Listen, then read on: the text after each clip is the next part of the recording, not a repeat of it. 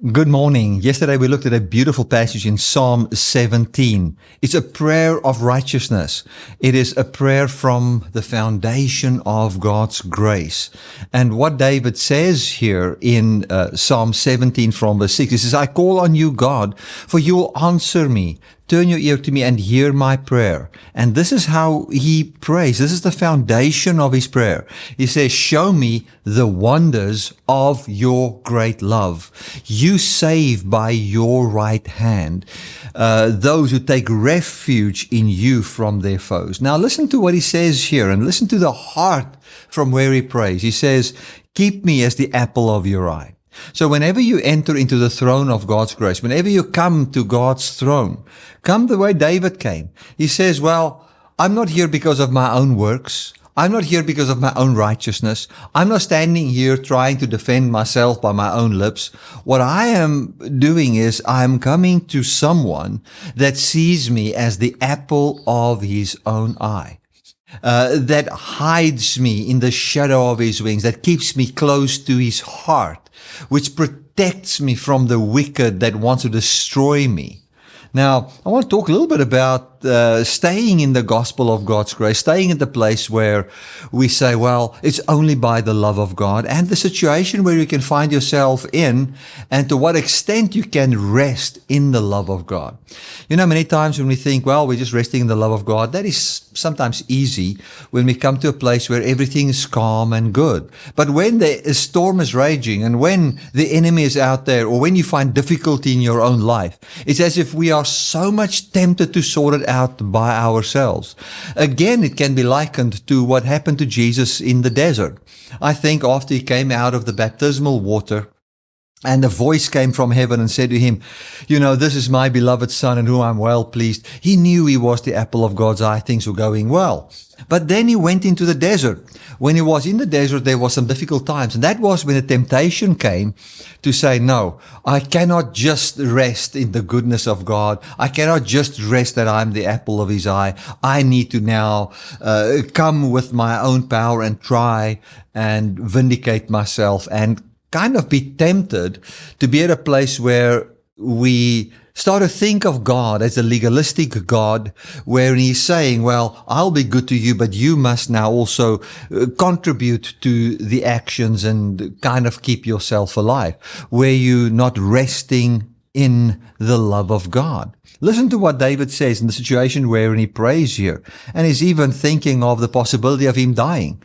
He says in verse 8, he says, keep me as the apple of your eye, hide me in the shadow of your wings from the wicked who are out to destroy me, from the mortal enemies who surround me. So he says, one thing that's beautiful, he says that the enemies are mortal. It means it's not going to be forever. But although we know that the life that you give me is forever, and these people are not forever, yet there's a time period where they make life very difficult for me. So many times in our Christian walk, we know that the wickedness is temporal, but it is still real, although it is temporal. Then he goes on and he says in verse 10, they close their calloused hearts, their mouth speak with arrogance. So they close their calloused hearts. So what they are doing to David is of such a sort that he's simply saying they've got no feeling.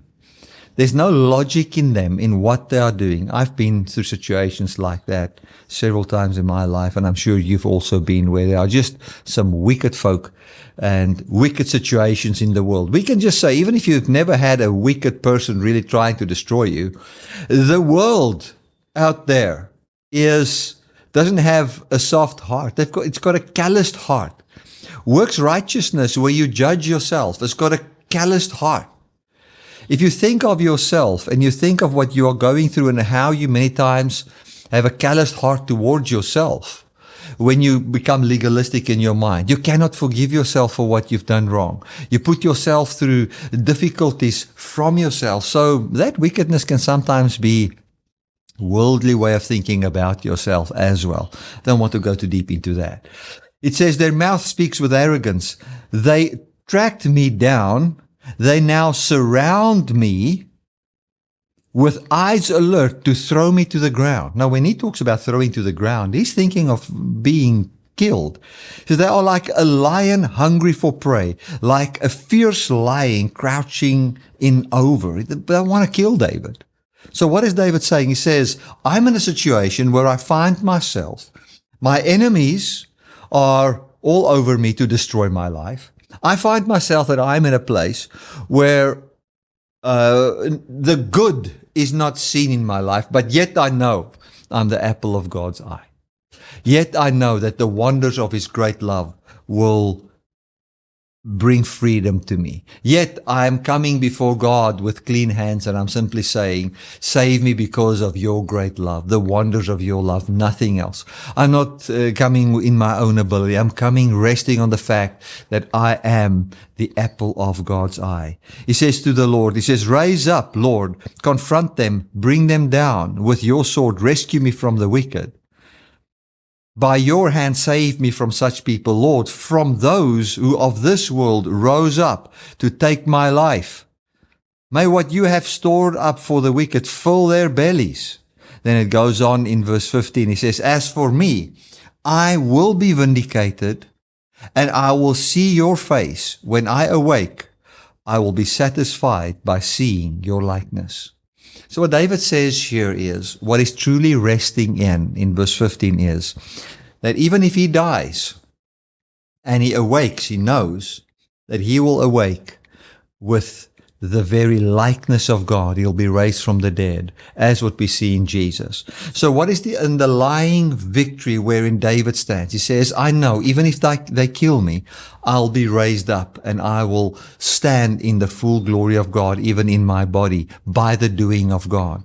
Yet these enemies are around me. The fact that they are around me doesn't mean that I'm not the apple of God's eye, that I am not loved by God. And from that perspective, he approaches the throne and he says, that's the heart from where I pray. Isn't that absolutely beautiful? Always approach God from the perspective that you're the apple of His eye, that He loves you, and that by the wonders of His love, He sets you free. Always come knowing it's only by God's grace. God bless.